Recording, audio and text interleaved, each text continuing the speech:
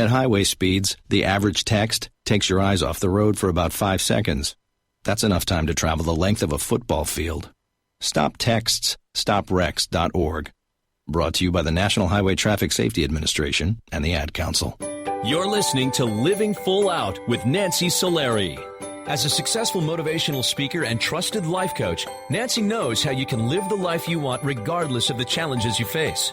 Although she's legally blind, Nancy's mission is to inspire others to overcome obstacles and live life full out.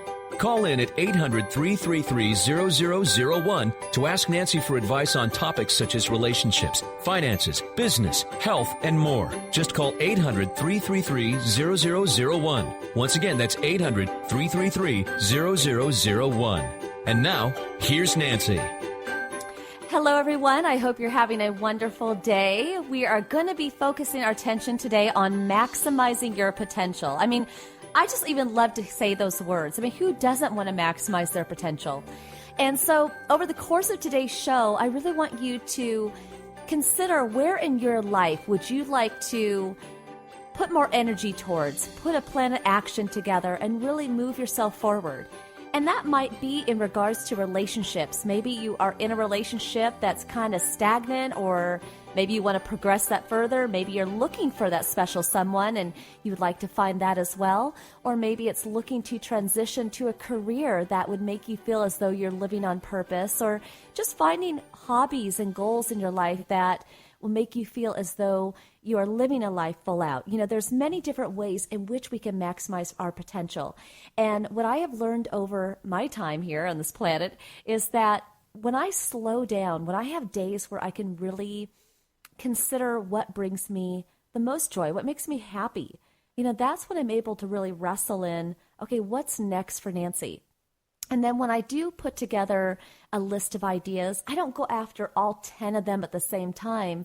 You really want to nip away one at a time. And I know we may want it all at the same time because we kind of live in this what's in it for me, instant moment activity. We want it all now. But the thing is we can't have it all now. In order to do something really, really well, you want to go deep and wide. You want to research before you leap. And then when you do leap, you want to run with it. Be courageous. Be adventurous. Know that mistakes are going to happen. But when you maximize, your potential, when you live your purpose, you know, big things happen. So we're going to go to the phone lines now. Again, we're taking your calls. The number's 800-333-0001. So welcome to the Living Full Out Show. Hi. Hi. Hey, thank you for calling in. How was your day? It's well. How was yours? Mine is great. I'm talking to you, right? So tell me, what's going on today?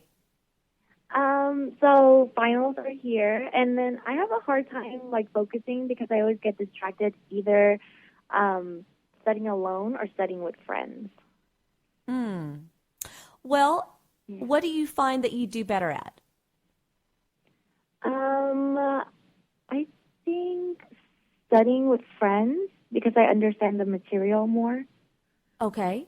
And when you choose to study alone, is it because those friends are not available? Or is it because why would you study alone if you know you're better with friends? Yeah, they're not available, or sometimes our time doesn't meet up to match up to meet up to study together. So then I just end up studying alone. Got it. So really you're trying to find out how you can study with your friends more. Is that your question, or what are you looking to get motivation around? Yeah, how can I focus on studying without getting distracted with being with my friends? Because sometimes we get distracted on studying together. I see that distraction. Okay, so here's the thing. Going to school is kind of like your job right now, right? That's your job. Yeah. You're a student. That's your title. And so you want to take studying very seriously. I'm sure you always do. But maybe be the one to put together an agenda. You know, what are we going to cover? And, you know, I always share this with my team all the time. It's like if they're going to work different shifts throughout the day, I always say budget time for travel, budget time to eat, make sure you have enough time to walk here and there and everywhere. Same goes for studying. Budget an extra half hour so everybody can get out of the way of the, hi, what's going on and how was that date? Get all that out of the way. Budget a little extra time at the end for the goodbyes, the what are you doing tonight? Because when people put together like a time frame of 2 hours, 3 hours, whatever, if you don't have that cushion, then all of those goodbyes, hellos, they take up the study time. Then what I would do is be the leader that I see that you are already calling in today and put together an agenda. How great would that be? Okay, guys, here's what we're going to do. What do we want to cover today? You know what I mean? Yeah. It's okay to be that person. And when you do that, you will stay on task. I also think that testimonials are a really great way to get people centered, get them excited. So before every group study session, so that everybody's together and on the same page, maybe have everybody go around and talk about maybe a feeling or accomplishment that they're proud of. See, if everybody goes around, they say, you know what, I did really well on that test, or I did really well on that paper. Then it makes them feel good. They're in the mode of feeling good. But you also want everybody to go around and say where they're nervous about this test or this project. What obstacles do they have? Someone might go, I get so nervous around tests. Like I know the information, I get in there and then I forget it all. So if everybody kind of goes around and says, what are they proud of? What are they fearful of? Around what you're striving for, that really puts everybody on the same page. Does that make sense? Yes. So being the leader that you are, treat it like a meeting. Like you're in a career called school and you're a student. Put together a amount of time where you have that buffer zone. Have everybody be really connected and focused on what they want or what's the intention of our goals today. What do we all want to get out of doing well on this project or exam? Leaders will do those sort of things, and I promise you it helps everybody. So just something you might want to try on, because I see a leader in you just by calling in today. Oh, okay. Thank you so much. Absolutely. Well, feel free to call in. Let us know of your accomplishments, and I'm sure you're going to do great and be that leader that I know you to be. Okay? Oh, okay. Thank you so much. Thank you. You got it. Take care. Bye-bye. Right. Bye-bye. So we all have the ability to be a leader in our lives and the lives of others, and that can steer not only yourself but others in a direction where we can achieve maximum potential. We're going to go back to the phone lines again. Welcome to the Living Full Out Show. Hello, welcome to the show. Hello, hi Nancy. How are you? Hi, I'm wonderful. I'm great. So share with us what's going on. Yes, my younger daughter just started high school, and she's just not focusing on her studies. And, she's a super bright girl, but she's just focusing more on her, social life, and just doesn't quite realize how important, ninth grade is, and, all the schools start looking at her grades starting this year. And so what I've been doing, I've been taking her cell phone away from her when she comes home from school and limiting the television watching. And it's just, I just don't feel the motivation is there for her. So what can I do to get her to, get on track? Well, you know what? There's probably a lot of parents that are actually nodding their heads having that same situation. And it kind of reminds me back in the day, I don't know if you remember the Cosby Show with the family, right? There was an episode where their son, Theo, he was kind of complacent, kind of feeling entitled a little bit, really kind of going through the walks of his teenage life. And they treated it like he was renting an apartment. They gave him play money. They moved everything out. He had to buy his meals. He had to pay for his rent. And I'm not saying that you have to go to those extremes, but it was actually a really great episode because it really got him to think, wow, I don't want to live here forever, not a negative, not that he didn't want to live with his family, but he knew that, oh my gosh, I'm going to have to pay for these things. I think sometimes when you're in ninth grade, eighth grade, you're kind of in this safe zone. You know, the parents help pay for things, the cell phones. You don't know yet. And obviously grades are important. You're right that 9th grade is going to go. And I remember I was busy with, you know, dancing and friends and all that in my early high school years. And I didn't really get it together till my last 2 years. And I wish I had. So I love that you are looking out for her. You might also ask her or look into who are her role models? Who are people that her older sister? Yes, her older sisters, you know, great academia, you know, just has everything down. She balances the social life with her school and, you know, honor students and, you know, she just looks up to her sister like anything. And so I had her sister talk to her as well, but I don't know, what else to do to help her out more. Here's what I suggest. I suggest you get her either in a part-time job where she can learn to earn money and kind of learn the everyday walks of life, or I would find something that she can do in terms of volunteer on the weekends, and maybe something that will really hit home to her. Maybe it's helping at-risk teens. Maybe it's working in a hospital, children who, you know, are overcoming a condition, or maybe it's, I don't know. We want to shake things up for her. We want to have her realize earlier on how important life is. So I would say not volunteering for something that would feel safe, that would feel warm and fuzzy and good, but pick a volunteer situation that's going to kind of shake her up, that's really going to have her hit home and go, wow. Like sometimes when we look at other people and their situations, it really brings home how lucky we have it. So that's what I would suggest. And don't make it don't make it an option. It's a requirement. Okay? Guess what you're doing. Yes. And maybe you could do it with her. I don't know. So that's what I suggest. Absolutely. But keep us updated, and we'll be thinking of you and your family here with what you're going to decide to do. Thank you, Nancy. Happy holidays. And happy you New too. Year to you. Thank you so much for calling in. Bye-bye. Thanks. And Bye. we'll be taking more of your calls throughout the show and coming back with our special guests. We'll be back.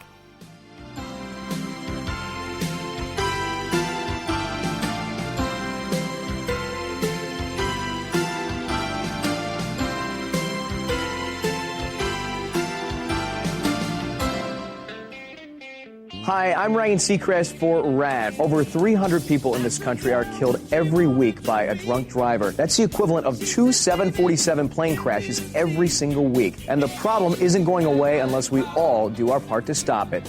So if you see someone who's about to drive after drinking, get the keys. Don't leave it up to anyone else. Friends don't let friends drive drunk. A public service announcement brought to you by RAD, the National Association of Broadcasters, and the Ad Council. What if you were wearing something sexy? What if you were drinking? What if you made the first move? No matter what, sexual assault is never your fault. Support is available 24/7 through the National Sexual Assault Hotline. Call 1-800-656-HOPE or visit RAINN.org. That's RAINN.org. This is Christina Ricci with RAINN, reminding you it's never your fault. Brought to you by RAINN and this station. Hi, I can't come to the phone right now because I'm abusing my children. Not just verbally, but physically. I'll get back to you. If only child abuse was this easy to recognize. If you even suspect abuse, call Child Help at 1-800-4A-CHILD or visit childhelp.org. We've helped millions of people help millions of children. All calls are anonymous and confidential, so call 1-800-4A-CHILD or visit childhelp.org. Child Help. Trust your instincts. Brought to you by Child Help and the Ad Council.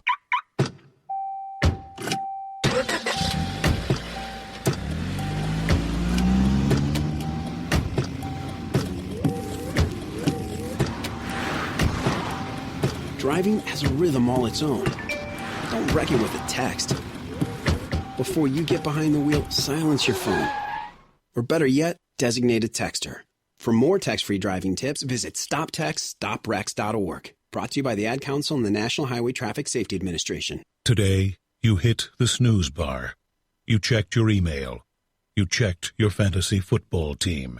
You rejected an insulting trade offer. You ate your lunch. You did all the things that one normally does the day before a 175-mile-per-hour hurricane blows through your city, leaving it in a state of ruin. You never know when the day before is the day before. Prepare for tomorrow at ready.gov/today. Brought to you by FEMA and the Ad Council.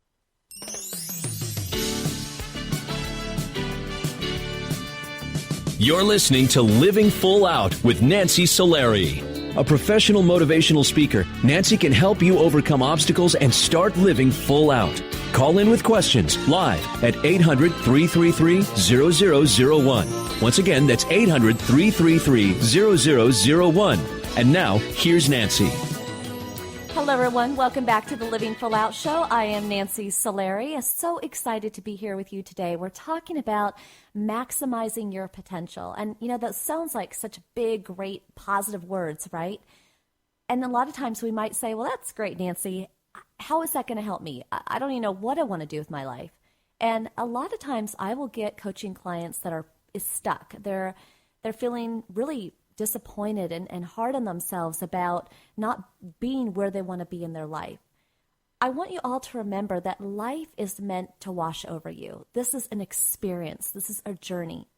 And we can come out of the gate with childhood dreams. We can go to college and get a degree.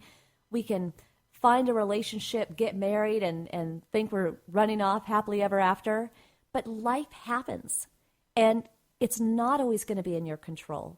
You know, people pass away, and sometimes that was the love of your life. Companies close, and that was the job that you love so much. You know, there's a lot of health issues that can come up in someone's life and throw their life off course. So don't be so hard on yourself about the fact that you're not sure what you want to do or where you want to go. And I'm right there with you. In fact, I will tell you, today's Saturday.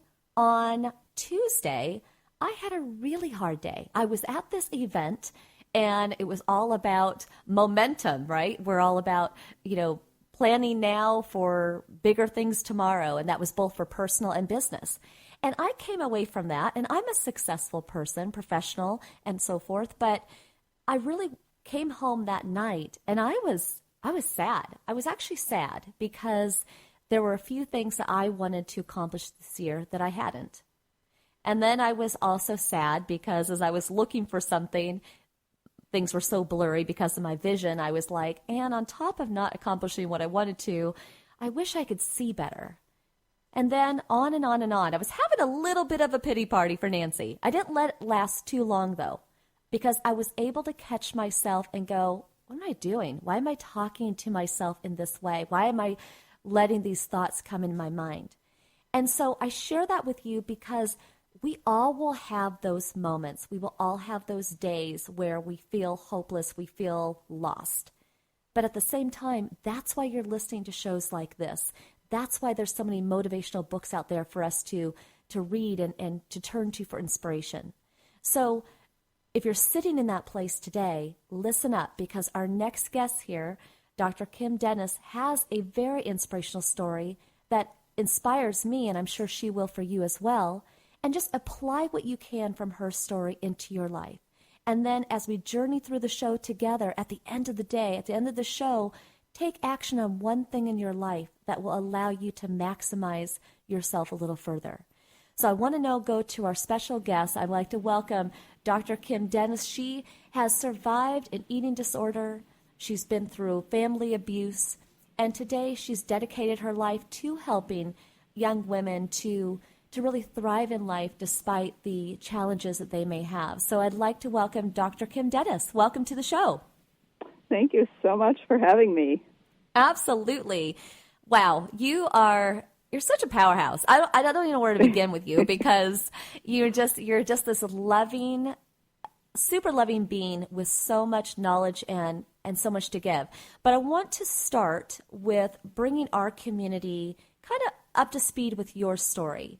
Now, I know a lot of times for you and so many of our guests that starts with our childhood, but really your upbringing did set the pace for putting you into a lot of spiraling modes. Can you share with us that? Sure. Well, I grew up, I thought I had a normal childhood, but I grew up with a lot of dysfunction. My father was an alcoholic who died at the age of 46 from heart complications from his alcoholism and smoking. But I was 11 years old when he passed away, and the youngest in a family of 6. And there was a lot of dysfunction in our family. There was physical abuse. There were sexual boundary violations. We grew up poor, in some part related to the fact that my dad couldn't work and was on disability. So we faced many, many challenges, but sort of got through in the early part of my life by getting attention through succeeding academically, through succeeding in sports, and always had a very close relationship with my dad, despite how sick he was and how violent he could become. So my world was really, really turned upside down when he passed away when I was 11. He was one of the people in my family that I felt like really understood me, and I knew that despite how sick he was, he really loved me, and I loved him as well. Well, and you know what, Doctor, that is so interesting, because we get a lot of these calls, and I want to continue to tell your story, but we're at this moment, we get a lot of calls, and we have guests on whose parents, either mom or dad, were dealing with alcoholism. And a lot of times, we go into nurturing mode, how can I help you, kind of people-pleasing mode. And I think it's interesting that you were able to still feel that love through all that violence, through all that anger. Why is that? I don't know exactly why that is. I think it has a large part of how I found myself in a helping profession. I think one of the gifts I was born with was an ability to see the good in people, and see the strength in people, even in their times of darkness or sickness. I think that was certainly the case with my father. Not most of my other siblings had very strong negative feelings towards him. And of course, I had some of those just as natural responses to some really unacceptable behavior, but I also was able to hold in that some of the strengths and positives. Well, and I think that was also important in my recovery, for myself. After I developed an eating disorder and alcoholism in my transition from high school to college. Well, and let's talk about that, because you kept that very private. I mean, no one wants to expose an eating disorder, or most alcoholics do try to keep their drinking hidden from others. But why did you spiral so much? Was it the fact that you were just still dealing with so much pain from your family, or was there other struggles at that time in your life?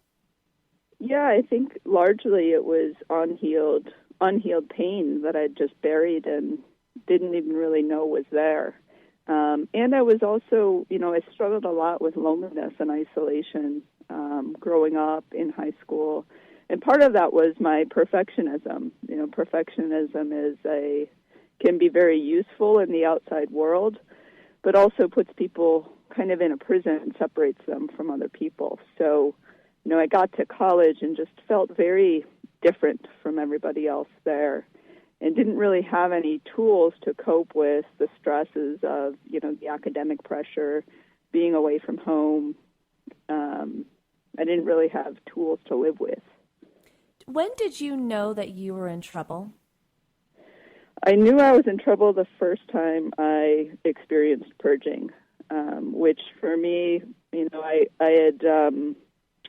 the first time I ever purged was in my first year of college, and my eating patterns before then became, I would say, unbalanced in that I wasn't eating much during the day. I was going to classes, practicing basketball for 2 or 3 hours in the afternoon, and then eating a lot when I got back to the dorm at night.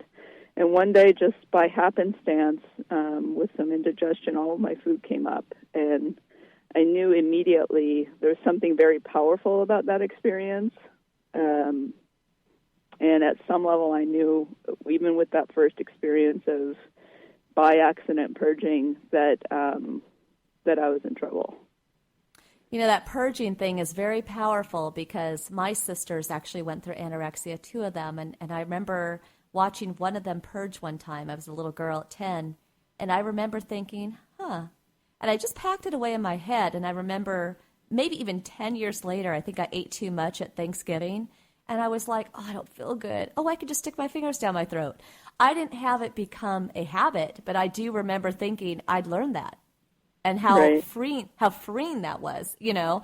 And I didn't even have an eating disorder, so I can imagine for you that was kind of like, wow, I can do this, you know. Right. It was very very addictive and associated with a real high, you know, and a sense of peace and comfort and control to get rid of an out of control binge. At the same time, knowing this is not good. This is not the right thing to do. Absolutely.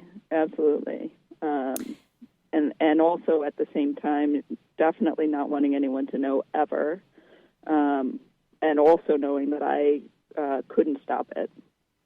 How did you balance, and we might need to take this into the next segment here, but I'm just curious how you balanced an eating disorder and alcohol at the same time. I mean, those are 2 such big, moments, you know, big struggles for anybody, let alone 2 of them.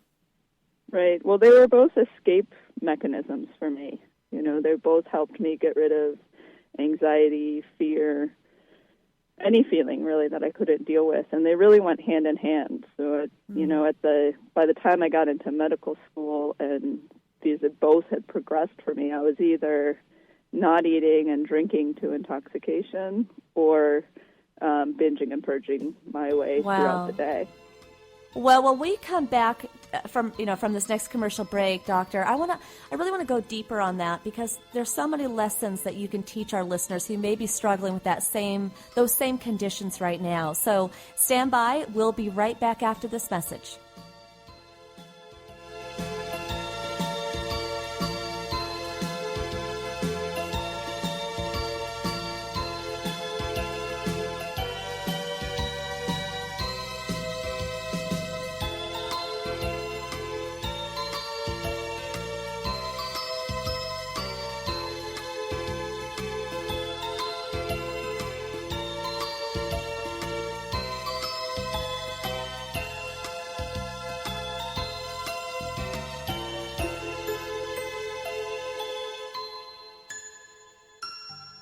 Hi, professional skateboarder Tony Hawk here with Bugs Bunny and Daffy Duck to remind you to get moving every day. Because when you get moving an hour a day, you'll have the energy to skate through anything.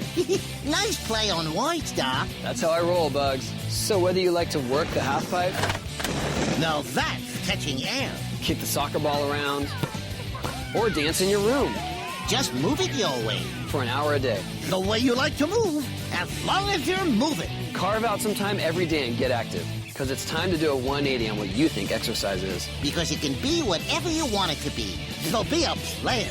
Be a player. Get up and play an hour a day, Doc. Check out how to be a player at letsmove.gov. Head online to get tips on great ways to get moving every day. At www.letsmove.gov. Let's hear that one more time, Doc. That's www.letsmove.gov. A message from the Ad Council and HHS. I want to change some things. I want the moms where I live to have childcare they can trust. I want to make sure my little brother and his friends have a safe place to play. I want to help more kids graduate from high school. Help more hardworking families learn how to budget and save. I want more of my neighbors to have access to health care. Want to make a difference? There are so many ways you can. Help create opportunities for everyone in your community. I want to change what I see around here. United Way is creating real, lasting change where you live by focusing on the building blocks of a better life: education, income, and health. I mean, I just want to see more smiles on my sidewalks. Reach out a hand to one and influence the condition of all. Give, advocate, volunteer. Live United. For more, visit United Way at liveunited.org. Brought to you by United Way and the Ad Council. You're listening to Living Full Out with Nancy Solari. As a trusted life coach, Nancy will help you overcome setbacks and embrace all life has to offer. Call in with questions live at 800-333-0001. Once again, that's 800-333-0001. And now, here's Nancy. Thank you for listening, everybody. This is Nancy Solari, and I'm here with our very special guest, Dr. Kim Dennis, and we are talking about her life struggle, dealing with growing up in a family where her father was an alcoholic, to really striving to be an really overhaul of being perfectionist and successful, and then finding herself with an eating disorder and her own struggles with alcohol. And that's kind of where we left off here. Welcome, Dr. Kim Dennis. Thank you. Hi. I want to just catch him up to speed really quickly, but I want to get right back to where we were because during this time, we're right around the holidays now, and, you know, people are eating a lot and they are drinking a lot. And if they're dealing with inner pain from the past, or if they're dealing with, you know, fears of the future, they can use those two emotional ways of coping for not the better, for the worse. And how could someone, I guess, could have anybody in your life at the time, or can anybody now see signs of those two conditions in somebody? And how could we help? How could somebody help you? How can we help others? Yeah, well, there are definitely signs to look out for, but you really need to know what you're looking for. And nobody in my family really knew anything about eating disorders, or knew really what to look for in that regard. But, it was easy also, on the other hand, to fly under the radar because especially in the holidays, there were always lots of people around. There was always lots of drinking in my family. So if everybody's drinking and one person's drinking a little bit more, it's going to be more difficult to identify that as problem drinking versus somebody developing a alcohol problem in a family where there's not much drinking. Mm-hmm. But commonly, these are passed on from generation to generation. Mm-hmm. But I think what finally woke my family up and caused my family to intervene on me, it was actually New Year's, around 3 a.m. on New Year's Day of 2000. I was just completely behaviorally dysregulated. I was fighting, threatening to beat up one of my older brothers, and I was completely drunk and hadn't eaten all day. And my family at that point, the next morning said, you really need help. Some of the signs possibly that they could have seen with the eating disorder, obviously if there's any extreme weight gain or weight loss. For me, with the binge purge cycle I was caught in, my weight loss was very, very slow. But things like, whole casserole dishes of food missing the day after Thanksgiving or Christmas or New Year's dinner, and the family not really knowing where that went to, that would be one thing to pay attention to. Frequent trips to the bathroom after meals, marked changes in what somebody is eating or not, like getting rid of complete food groups, going fat-free, going carb-free. All of those are signs that somebody might be struggling with an eating disorder. Did you have a moment in your life where you were just like a cry for help? Did you have that moment where you tried to almost let people know, hey, I'm in trouble? No, I really, really, really was invested in keeping it all secret. But I did seek out help professionally when I was in college through the counseling center, and then also in medical school through a therapist in the community.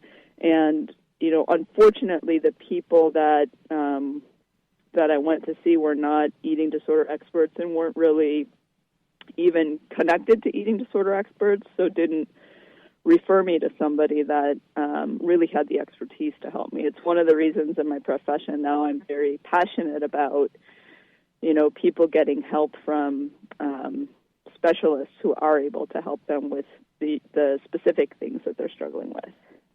What finally gave way? What was that breaking moment for you, where that time where you're like, this is it, I'm done? Well, I knew, in my third year of medical school, I knew I was going to die if I didn't get help, because I was binging and purging multiple times a day, every day, for a year.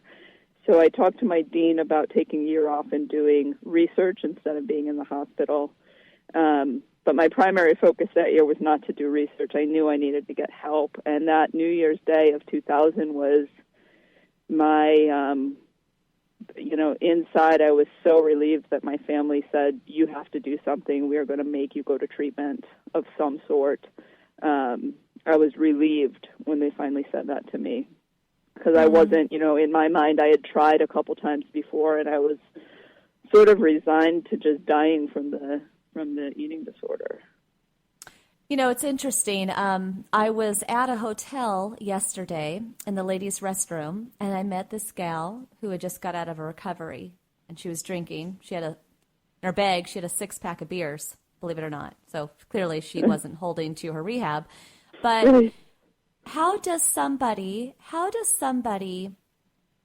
who may be in rehab now, or somebody who is, seeking assistance, how do they stay clean, stay healthy?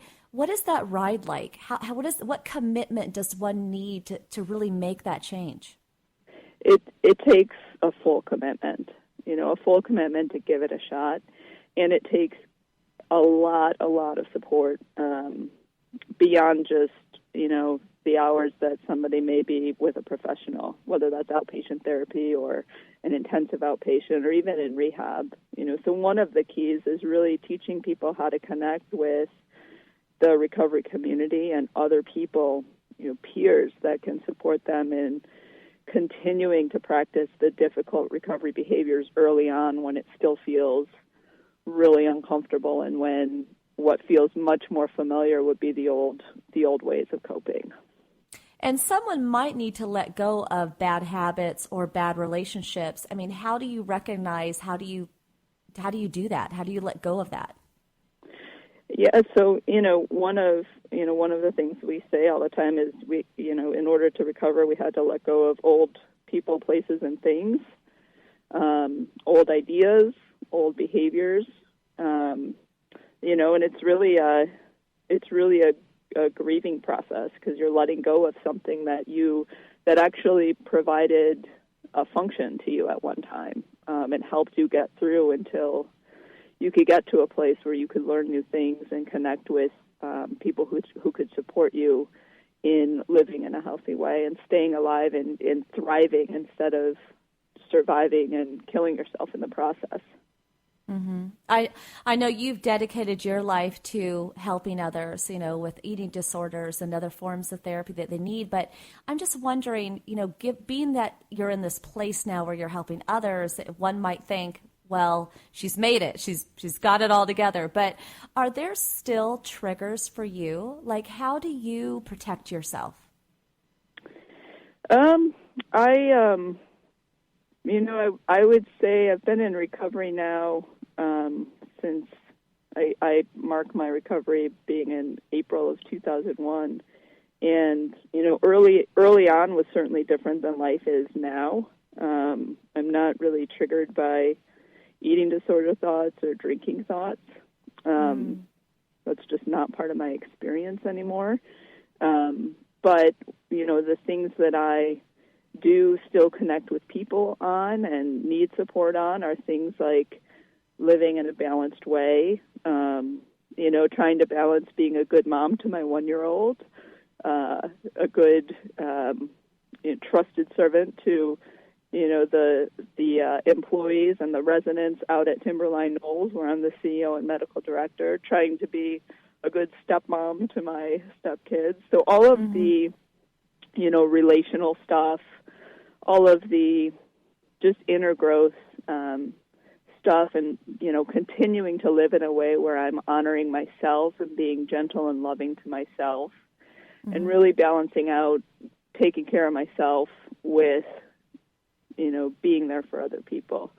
And that's something I think is just like a life, a lifelong journey.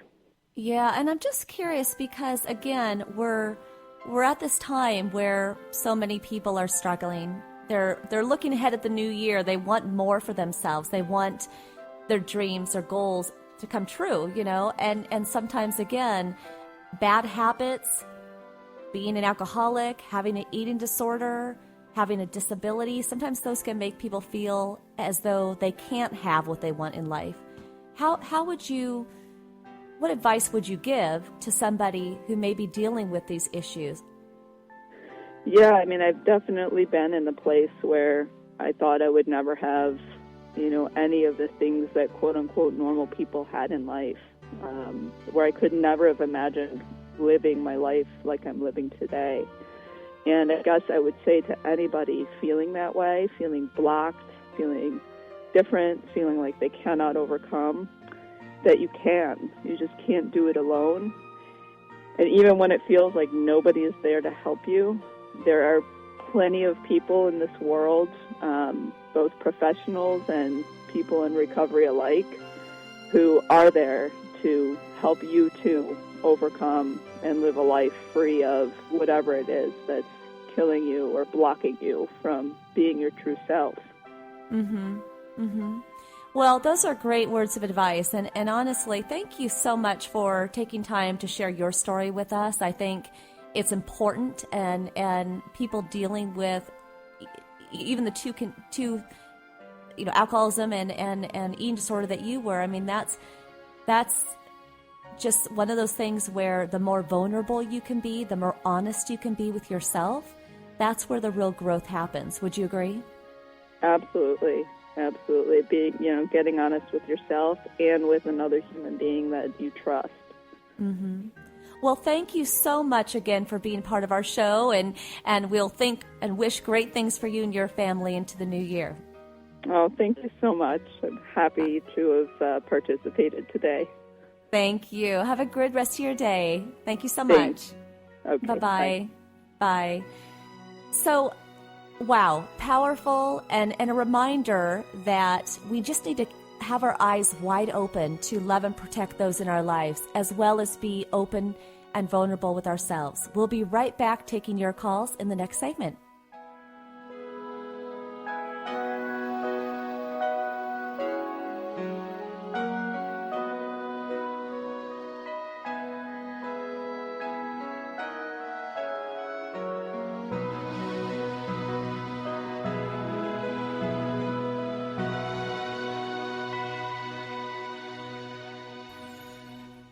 Hey, Dad. Yeah. You remember that ball game we went to a couple years ago? Sure. And how you didn't have enough cash for 2 hot dogs, so you walked with me on your shoulders until we found an ATM?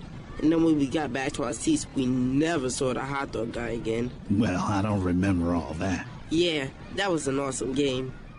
You never know which moments will be the ones they'll remember forever, so take time to be a dad today. Learn more at 1-877-4DAD-411 or visit fatherhood.gov. Brought to you by the U.S. Department of Health and Human Services and the Ad Council. Medical mistakes claim tens of thousands of lives every year. The healthcare community is working on it, but you can help. When you communicate with your doctor, when you ask more questions, you reduce your risk of suffering a medical mistake. Doctors can't answer if you don't ask. Help reduce your risk. Questions are the answer. Learn the 10 questions you must ask. Visit www.ahrq.gov. This message brought to you by the U.S. Department of Health and Human Services, the Agency for Healthcare Research and Quality, and the Ad Council. I'm getting a catcher's mitt. I'm getting ice skates. I'm getting a devastating flood. Adults are generous. We're even giving kids global warming, but we can still reduce greenhouse gas pollution. Go to fightglobalwarming.com. Brought to you by Environmental Defense, the Robertson Foundation, and the Ad Council. There are many sounds in your daily life. Ones that make you smile. Ones that help you relax. And there are some sounds that can help save lives. Wireless emergency alerts, now on many mobile devices, use a unique sound and vibration to bring you critical information about emergencies in your area. With updates from local sources you know and trust, you can be in the know wherever you are. Learn more at ready.gov/alerts. Brought to you by FEMA and the Ad Council. This is President Barack Obama. In the story of America, the greatest chapters are moments of challenge, when we see people serving their country and one another. Volunteers who step forward into hospital corridors and church basements, along levees and fire lines. And the next chapter is yours to help write. Sign up to volunteer at usaservice.org. That's usaservice.org. Let's renew America together. A message from Renew America Together, brought to you by the Ad Council. Maximizing your potential by living full out is absolutely something that you can achieve.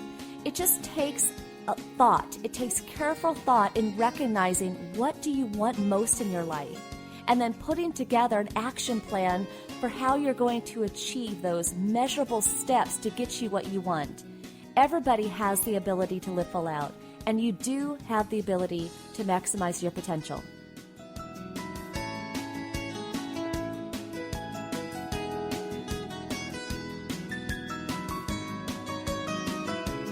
You're listening to Living Full Out with Nancy Solari. As a certified life coach, Nancy can help you to overcome challenges and start living full out. Call in with questions live at 800-333-0001. Once again, that's 800-333-0001. And now, here's Nancy. Hello, everyone. Welcome back to the Living Full Out show. I cannot believe how fast the show goes each week. It's just really amazing. And I always have a lot of gratitude for my time with you. Again, we're taking your calls. That number is 800-333-0001, 800-333-0001. And, talking about maximizing your potential, what an awesome thought, right? And that could be in any way possible. Today, I want you to go out there and be the best version of yourself you can. If you're a father, if you're a mother, take a little extra time today with your little one, your child, your son, your daughter. Find a way to maximize your abilities to be a great parent. If you're a student, we get a lot of students that call in, I want you to think about how you can take your studies to the next level. It isn't about getting that A, getting a perfect score on a test, but how can you just evolve today just to be that much more diligent, that much more tenacious in doing better in school? And really, when it comes to overall life is meant to be lived. I mean, there's a lot of joy. There's a lot of laughter that can come from life. But if it's work all the time, if we're never allowing ourselves to just be and sigh, sit on the TV, watch a good episode of your favorite show, or I like to go karaokeing and singing. Don't lose track of that time for yourself, because we have to be able to exhale in life, really get out those little stresses of life, and then be able to move forward in a big way. We're going to go back to the phone lines now. Welcome to the Living Full Out show. Oh, hi. Thank you. Thank you for calling in. Mm-hmm. Yeah. Yes. So my question, so what I'm needing help with is my daughter and I have always been incredibly close. We can talk about anything, and we have so much fun together. She went off to college, not too far away, about 2.5 hours away. So, I'm able to see her occasionally on weekends, and she's home for holidays and everything. But she's coming to the end of college, and it was hard for me when she went away. It was incredibly hard. And I guess I was getting through it by thinking, well, it's only 4 years, and, I get to see her fairly often. But now that she's ending her college career, she's going to be moving even farther away. And I'm just really struggling with that. I'm just really having a hard time. Wondered if you had any advice for me. Well, you are a good mom. I can definitely feel that through the airways here. But no, I can. And,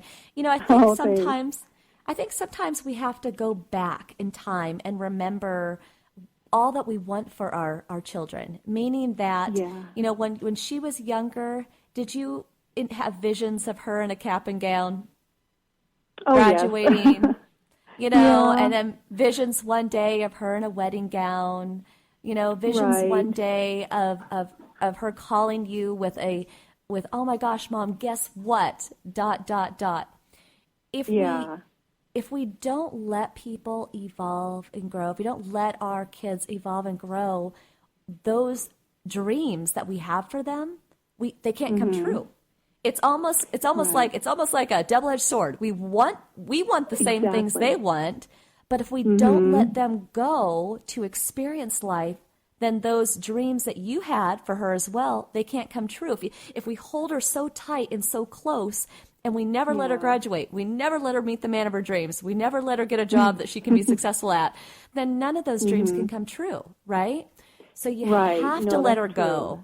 Yeah. And then realize that. Yeah. I think maybe it's partly I need to find out what I need to do next too. I think maybe that's part of it. Maybe I need to more or less get a life, that doesn't always include her.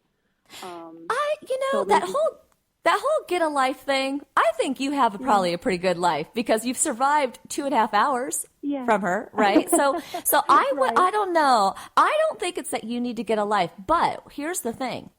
Mothers and daughters, fathers and sons, and even the whole mix of a father and daughter, parent relationships with their kids are so special. But what you might want to do is just think about ways in which you guys can have your own special moments. I remember when I was really young, I saw, which is kind of a weird movie to see with your mom, but I saw Indecent Proposal with Demi Moore. And but there was this one phrase in there that said, where Woody Harrelson and Demi Moore say to each other, "Have I ever told you I love you?" The other one says, "Still," and then the other person said, "Forever." And out of that whole movie, which is all actually probably not something I should have seen, that's what we got out of it. So from time to time, I will call my mom and we'll talk and I'll be like, "Have I ever told you I love you?" And she'll be like, "Still?" And I go, "Always." And so it's kind of our thing. So what you want to think about is what are those things those moments that you and your daughter have had over the years that you can continue to have? Your own little code, your own little something. Yeah. Oh, I like that. That's really good. Yeah. And those care packages, keep them coming, even after she graduates. I promise you. Good. Because that's something I love to do. That's kind of, I want to call it my love language, is I love to buy little things for people and surprise them with things, and I love doing that. So that's good to hear of it. Yeah, don't stop doing that because that's showing your love. I had my stepfather who's now passed. Even when I was in college or whether I was in my 30s, he would take an index card, put a stamp on it, and just write a note. "I'm so proud of you. Love, Fred." And I got those at like 35, and I was like, wow, what an awesome thing to get in the mail. It's not a bill, and somebody loves me. Yay, Right. Yeah. So all those things that you do right now, don't stop doing them, Okay. Yeah. Well, that's good to know. That makes me feel better. Yeah. And again, we have to let her go so that all those dreams you and her have for her life can come true. But, down the line, if you let her go, you're going to gain a son-in-law, you're going to gain grandkids, you're going to gain a lot of things. You got to let her go, though. Okay. Yeah. That's really good advice. Yeah, and so it's time for her to go live full out in her life, and it's time for you to ride that ride with her and just be that continual support. Okay. All right. Thank you so much. Oh, you're very welcome. Thank you, and have a great day. Okay, thanks. Okay, bye-bye. Bye-bye. Bye. I love that last caller because she really brought it home, right? Maximizing your potential. Her daughter's out going to school, graduating soon, is going to go on to do great things, and she's going to maximize her potential. But the mom wants to maximize her time with her child. Her child is probably one of her greatest achievements in life. So how can she maximize spending quality time with one of her greatest achievements in life, which is her daughter? I love that. So again, maximizing your potential is not about getting an award. It's not about that job or whatever. It can be very heartfelt. There's a lot of people that feel a lot of gratitude and a lot of internal success for volunteering. I have a very good friend that works very closely with the homeless, and she's so busy in her careers, but honestly, that's what brings her the most joy, to know that she can be there for them and give them comfort. And what I want everybody to do today, and I'm going to do this too, so I'm with you, okay? I want us to think about what we can do in our lives that has nothing to do with money, nothing to do with bringing ourselves money. So maybe it won't be career orientated, maybe it will, but think of something that you can do today to impact the lives of another person, something that will maximize another person's potential. Because I believe that when we give, when we take a moment and look at the people in our lives and say, you know what, I got a lot of stuff that I'm dealing with, but I know that I can give this gift to you, which is I can make your life easier by doing this for you. And then from there, that person's life gets maximized. That's huge. That's huge. And let that ripple effect occur. Tell that person, I'm giving this gift to you because I can do this. And then at the same time, turn to another person and just give and give and give. Now, ask after you give. Say, I'm so glad you had that success. I'm so glad that I was able to help you. And if I just want to ask you a small favor. I'm trying to blank, blank, blank. Love to get your feedback. Love to get your advice on input that you might have. And I share that tip with you because I do that in my own life. I will give to a lot of people, but sometimes after I do the give, I'll say to them, you know what? I respect you, and I just have this thing in my life that I'm kind of struggling with, or I'm trying to maximize my own potential in. You know, I'd love your feedback. And sometimes people will turn around and go, gosh, thank you for asking. What I'm saying here is continual dialogue between people in our lives. That's what it's about. Also, moving into the new year, because we're right on the cusp of it here, take this time to plan. Take this time to consider your life as like a table where you have 4 legs that hold the table, right? There's health, there's career, there's relationships, there's your own hobbies. And think about how you can move each of those pillars of your life forward. Don't put together a list of 10 items that you can't achieve. Select one thing that you're going to do, just one, for each of those legs, each of those pillars in your life. And then put together a plan of action of something you can do in the first quarter of next year to move that forward. And I promise you this, by taking time to think about it, by putting it on paper, by putting time frames around when you want to achieve this by, it will happen. Maximizing your potential is about putting thought, care, and love into what you want. If anybody goes after anything just halfway, you're not putting love and attention into that, right? But if you go into it with full throttle, full passion, you're asking for help, you're putting time frames around it, it will happen. I want to thank everybody for listening today. It's been a great show. Thank you to our production team, Mindy and Rich, and all of our callers. And again, Dr. Kim Dennis, thank you again for your inspirational story.